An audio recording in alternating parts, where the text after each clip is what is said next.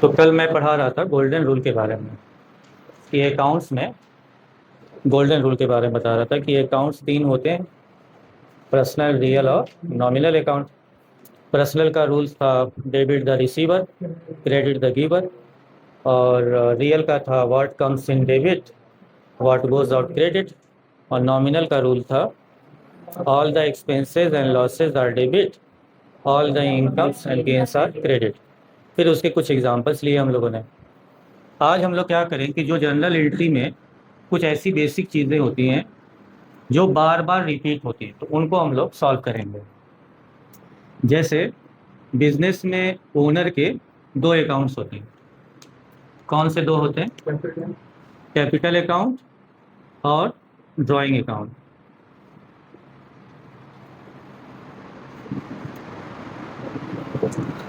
Capital account owner का account होता है, पर्सनल अकाउंट है ये। और ड्राइंग्स अकाउंट भी ओनर का अकाउंट होता है, पर्सनल अकाउंट है। कैपिटल का मतलब कि ओनर ने जो भी बिजनेस में इन्वेस्टमेंट किया तो वो कैपिटल कहलाता है। और ड्राइंग का मतलब जो भी उसने विड्रॉ किया पर्सनल यूज के लिए। तो बिजनेस से पैसा निकालता है वो, तो ड्राइंग हो जाता है। इन्वेस्ट करता है तो कैपिटल हो जाता है। इससे जो उसका नेट कैपिटल है वो पता चलता रहता है। जैसे बैंकों में आप का खाता होता है तो उसमें आप पैसा जमा करते हैं, तो डिपॉजिट में दिखता है कि कितना पैसा जमा किया। तो 5,000 जमा किया बैंक में तो डिपॉजिट में दिखेगा। फिर उसके बगल में एक कॉलम होता है विड्रॉल। तो अगर पैसे निकालते हैं आप तो यहाँ पे जैसे 3,000 एटीएम से निकाल दिए तो विड्रॉल में दिखता है। फिर यहाँ बचा रहता है बैलेंस, तो वहाँ पर 5 में से 3 घट जाता है तो 2,000 दिखता है। तो इससे ये मालूम चलता है कि आपके खाते में 2,000 रुपये हैं। जैसे कभी आप 1,000 फिर निकाल लें तो ये घट के 1,000 हो जाता है। फिर कभी आप 10,000 रुपये अपने खाते में जमा कर दें तो 10,000 और 1,000 मिलके, कहने का मतलब अगर आपका बैंक में खाता है तो पता चलता रहता है कि आपने कब कितना पैसा जमा किया, कब और कितना पैसा बिजनेस से विड्रॉ किया, और अभी करंट में कितना पैसा आपके खाते में है, ये पता चलता है।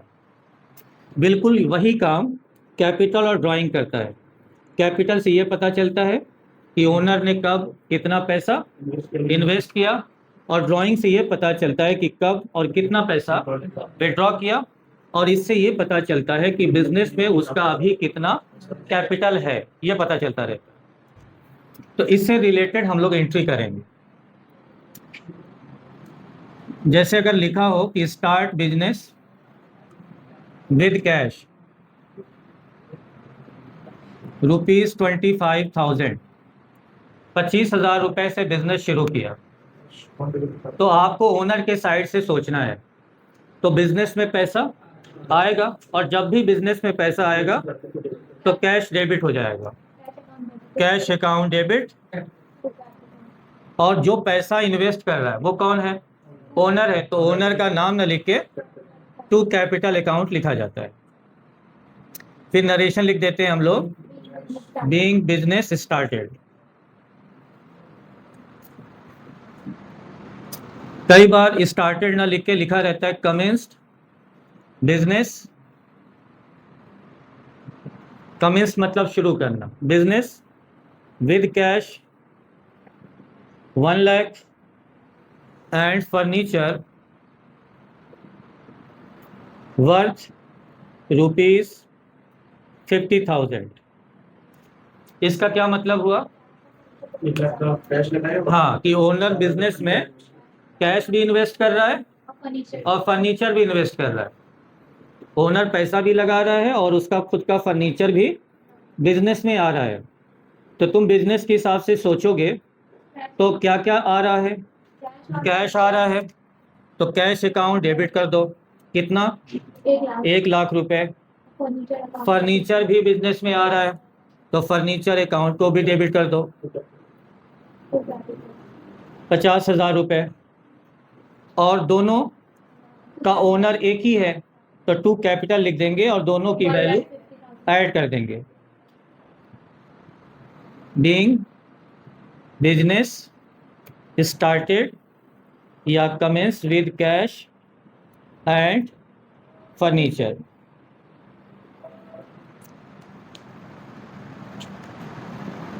फिर household car brought in business of ₹3 lakh. Household मतलब घर का, और कार यानी पर्सनल कार, यानी उसकी जो पर्सनल कार है उसको ब्रॉट इन यानी अपने बिजनेस में ला रहा है, बिजनेस पर्पस के लिए। अभी तक वो पर्सनल कार का यूज़ करता था, बट वो सोच रहा है कि बिजनेस में आने जाने के लिए ज़रूरत है, तो वो अपनी कार को बिजनेस में इन्वेस्ट कर दे रहा है। तो अभी वो उसकी मार्केट वैल्यू क्या है? 3 लाख। तो ये माना जाएगा कि ओनर ने क्या किया? इन्वेस्ट किया। तो इन्वेस्टमेंट में क्या आया? कार आ रही है। तो आप लिखेंगे कार अकाउंट डेबिट टू, कौन ये ला रहा है? ओनर। तो टू कैपिटल अकाउंट हो जाएगा। Being brought in household car.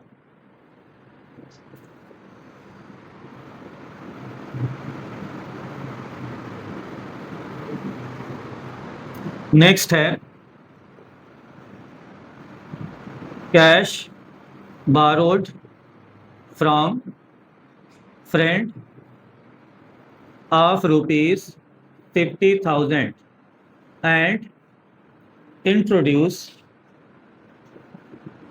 Into business. इसका मतलब हो रहा है कि दोस्त से पैसे लिए और उस पैसे को बिजनेस में इन्वेस्ट कर दिया। तो बिजनेस के हिसाब से अगर आप सोचेंगे तो पैसा बिजनेस में आ रहा है तो कैश अकाउंट डेबिट हो जाएगा और टू कैपिटल होगा। यहाँ पर उसके फ्रेंड का नाम नहीं लिखा जाएगा, क्योंकि देने वाला जो है पैसा वो ओनर है, और ओनर कहाँ से लेके आता है उसका अकाउंटिंग से कोई मतलब नहीं है। इसलिए हम लोग ये मानेंगे कि ओनर ही बिजनेस में पैसा इन्वेस्ट कर रहा है। तो कैश अकाउंट डेबिट कर देंगे और टू कैपिटल अकाउंट हो जाएगा। बीइंग कैश इंट्रोड्यूस या इन्वेस्टेड भी लिख सकते हैं।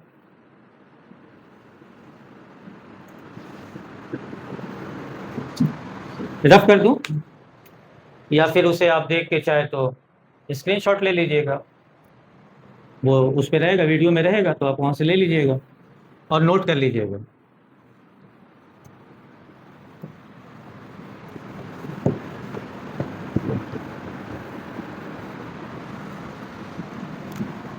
Computer purchase of ₹25,000 by owners credit card. अब एक लैपटॉप खरीदा गया, कंप्यूटर खरीदा गया, लेकिन पेमेंट ओनर अपने क्रेडिट कार्ड से कर रहा है, तो बैंक आ जाएगा। पहले तो आप सोचिए कि बिजनेस में आ क्या रहा है? कंप्यूटर। तो कंप्यूटर अकाउंट डेबिट, और पैसा दे कौन रहा है? बिजनेस से जा रहा है या ओनर? तो जब ओनर का किसी भी तरह का इन्वेस्टमेंट होगा या ओनर की तरफ से पैसा जाएगा तो कैपिटल ही होगा, क्योंकि ये बिजनेस का अकाउंट नहीं है, ओनर्स का क्रेडिट कार्ड है। तो यहाँ क्या लिखेंगे? To capital account.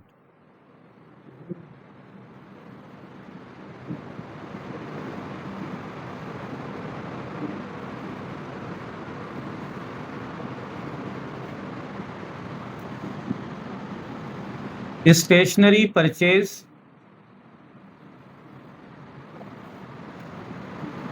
Of ₹1,000 by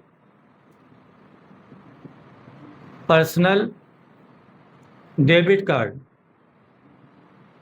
for office use.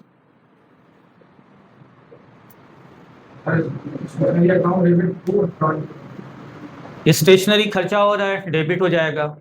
लेकिन ये तो पर्सनल डेबिट कार्ड है, बिजनेस, तो ओनर का पैसा जा रहा है और स्टेशनरी का इस्तेमाल ऑफिस में हो रहा है, तो इसे माना जाएगा कि ऑफिस में जो स्टेशनरी आ रहा है वो ओनर के पैसे से आ रहा है। तो क्या एंट्री करेंगे? स्टेशनरी अकाउंट डेबिट, हाँ, टू कैपिटल अकाउंट।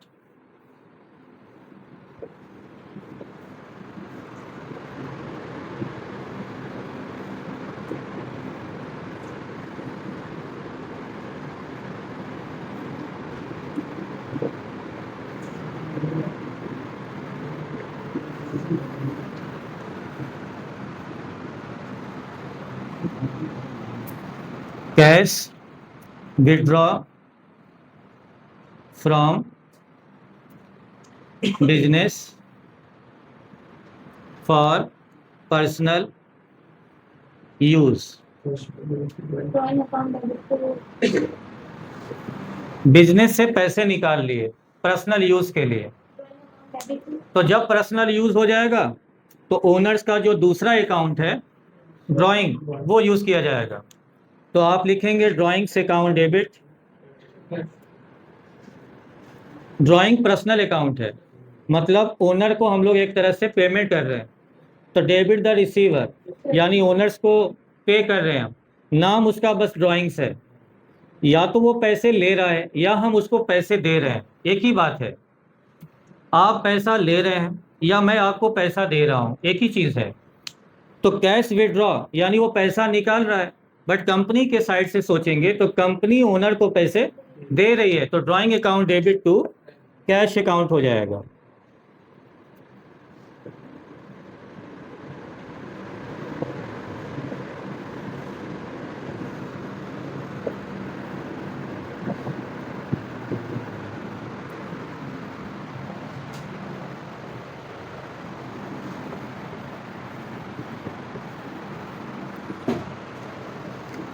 फिर नेक्स्ट क्वेश्चन कर लेते हैं। Cash withdraw from bank for personal use.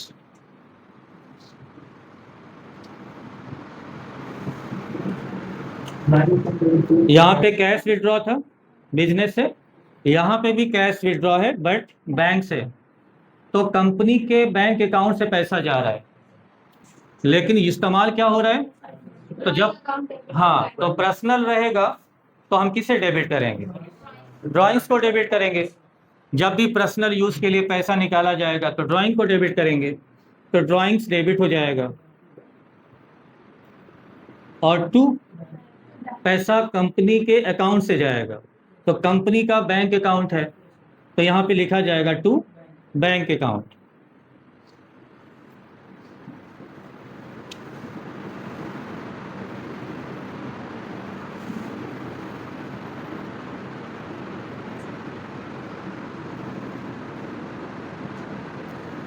Next है goods withdraw from business for personal use.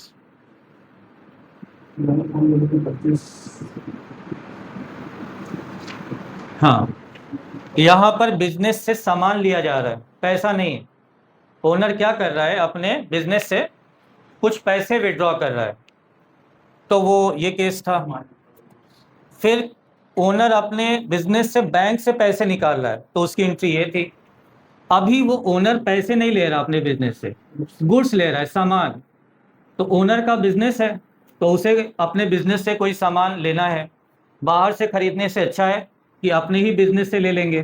तो ओनर क्या कर रहा है, कुछ सामान अपने बिजनेस से विड्रॉ कर रहा है, मतलब ले रहा है पर्सनल यूज के लिए, तो इसे क्या बोलेंगे? ड्राइंग ही बोलेंगे। तो यहाँ पे आप ड्राइंग्स लिखेंगे। और यहाँ से पैसे तो जा नहीं रहे, सामान जा रहा है, तो टू परचेज हो जाएगा। परचेज हमेशा डेबिट होता है, बट क्रेडिट कब होता है? जब स्टॉक कम करना हो, क्योंकि परचेज को डेबिट करने से स्टॉक बढ़ जाता है, इंक्रीज हो जाता है, और परचेज को क्रेडिट करने से स्टॉक घट जाता है। यहाँ पर अगर हम सेल करेंगे तो भी स्टॉक कम हो जाएगा, बट इनकम भी जनरेट हो जाएगी। तो इनकम तो हो नहीं रही है, तो हमें स्टॉक को रिड्यूस करना है। तो जब भी आपको स्टॉक रिड्यूस करना हो तो drawings account debit to owner के केस में, अगर आप सामान गिफ्ट कर दें, किसी को बेचे ना, गिफ्ट कर दें, तो क्या लिखेंगे? तो यहाँ पर चैरिटी डोनेशन डेबिट हो जाएगा और टू परचेज ही रहेगा। अगर आप सेल्स प्रमोशन में किसी को सामान दे दें, मार्केटिंग एक्टिविटी करें, तो यहाँ पे क्या आ जाएगा? सेल्स प्रमोशन डेबिट हो जाएगा, टू परचेज ही हो जाएगा। यानी परचेज कब क्रेडिट होगा? जब हमें अपना स्टॉक कम करना हो। जैसे आग लग जाए और 10,000 का सामान जल के नष्ट हो जाए, तो आप लिखेंगे abnormal loss account debit to purchase, क्योंकि आपको स्टॉक तो कम करना ही पड़ेगा। जब एबनॉर्मल लॉस होगा तो स्टॉक कम हो जाएगा। तो परचेज उस केस में क्रेडिट होता है जब पर्सनल ड्राइंग हो, प्रमोशंस हो, चैरिटी हो या कोई एबनॉर्मल लॉस हो।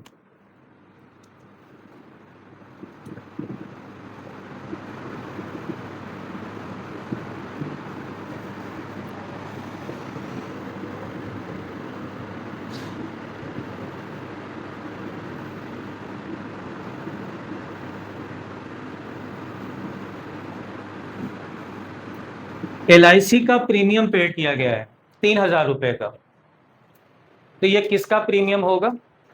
ओनर का, क्योंकि कंपनी अपने एम्प्लॉय का जीवन बीमा की किस्त नहीं पे करती। तो मतलब ओनर का एक जीवन बीमा है, तो ओनर ने अपनी कंपनी से कहा, अकाउंटेंट से कहा कि हमारा प्रीमियम क्या करिए, पे कर दीजिए, तो इसे ओनर का बेनिफिट माना जाएगा। तो हम LIC प्रीमियम लिखेंगे या ड्राइंग्स?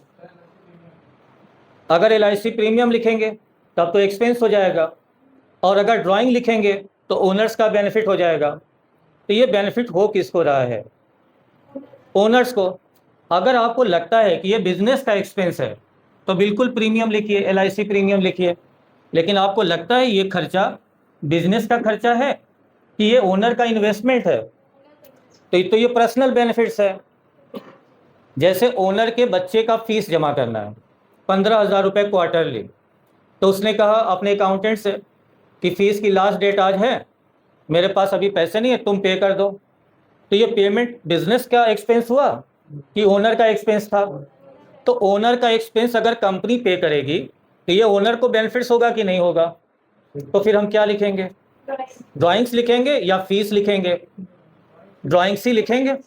तो यहाँ पर भी LIC प्रीमियम ओनर का है, तो हमें लिखना रहेगा drawings account debit to bank account.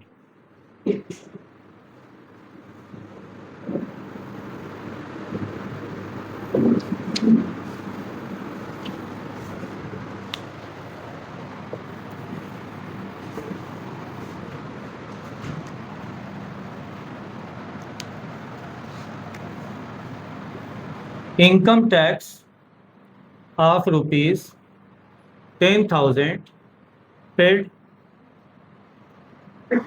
Bye debit card. ये इनकम टैक्स कंपनी का है या ओनर का? अब कंपनी का जो इनकम टैक्स होता है उसकी कभी एंट्री नहीं होती। क्यों? क्योंकि टैक्स कब दिया जाता है? प्रॉफिट मालूम होने के बाद। कोई भी अकाउंटेंट पहले क्या करेगा? अपने बिजनेस का प्रॉफिट एंड लॉस अकाउंट बनाएगा। उससे क्या पता चलेगा कितना प्रॉफिट हुआ? प्रॉफिट जब मालूम हो जाएगा तो क्या पे करेगा? टैक्स पे करेगा। तो जब प्रॉफिट एंड लॉस अकाउंट बन चुका है तो फिर एंट्री किस चीज़ का होगा?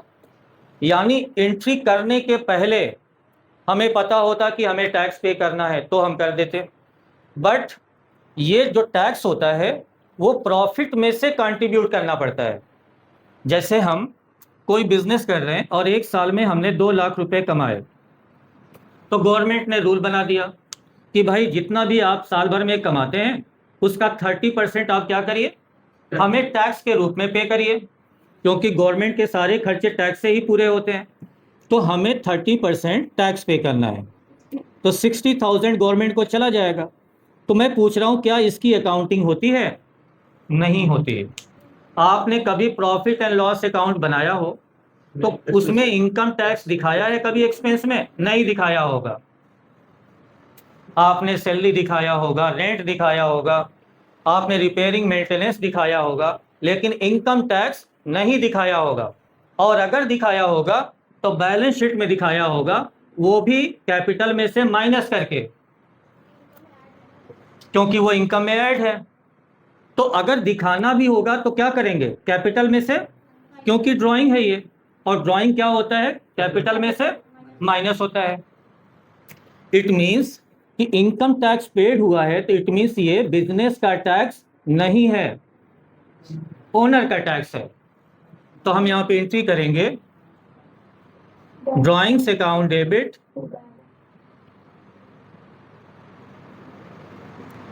To bank account.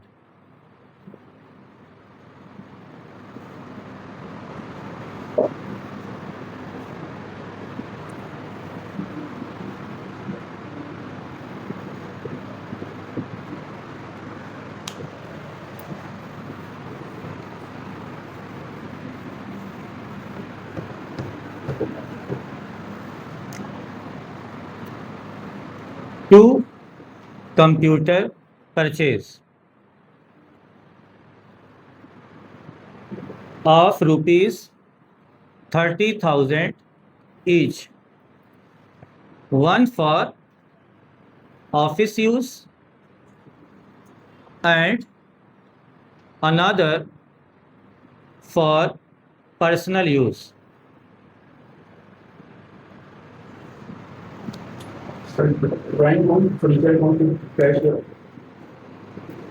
एक दो कंप्यूटर खरीदा गया, एक कंप्यूटर तो बिजनेस में यूज हो जाएगा, एक कंप्यूटर को वो पर्सनली यूज करेगा।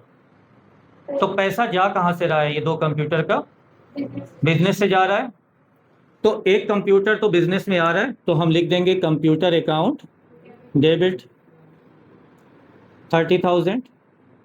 दूसरा, क्योंकि ओनर वो यूज करेगा, पर्सनल यूज था, तो हम दूसरा लिख देंगे drawings account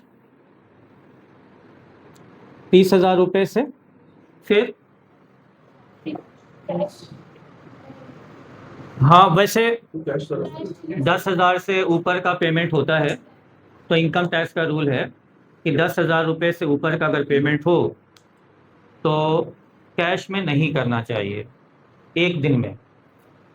section 40 sub section 3A में इनकम टैक्स के रूल में लिखा हुआ है कि बहुत कुछ ऐसी कंडीशंस हैं जहां पर आप कर सकते हैं, बट नॉर्मली आपको अवॉइड करना चाहिए। बड़ा ट्रांजैक्शन कैश में नहीं करना चाहिए। तो अगर कुछ भी नहीं लिखा तो इसका मतलब ये नहीं है कि कैश है, इसका मतलब ये भी हो सकता है कि बैंक है, बैंक से पेमेंट किया गया हो। तो यहाँ पे लिख देंगे टू बैंक अकाउंट। कितना? 60,000। अगर इसमें लिखा हो, इसी में एक लाइन जोड़ दिया जाए, बाई ओनर्स डेबिट कार्ड, तब एंट्री क्या होती? एक तो कंप्यूटर आ रहा है बिजनेस में, तो कंप्यूटर अकाउंट डेबिट हो जाता 30,000 रुपए से।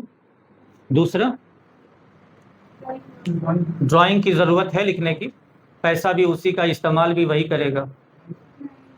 ड्राइंग तब आएगा ना जब उसका संबंध बिजनेस से जुड़ा हो। तो कोई ओनर बाहर जाके कुछ सामान खरीद ले अपने घर के लिए और बिजनेस से पैसा न ले, तो वो तो ट्रांजैक्शन ही नहीं हुआ। ट्रांजैक्शन तो तब माना जाएगा जब वो बिजनेस से रिलेट करे। तो दो कंप्यूटर में एक ही कंप्यूटर ऐसा है जो बिजनेस से रिलेट कर रहा है, तो computer account debit to capital हो जाएगा।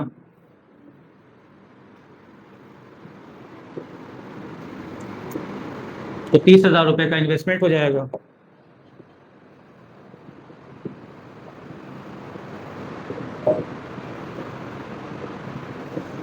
इसे नोट कर लीजिए।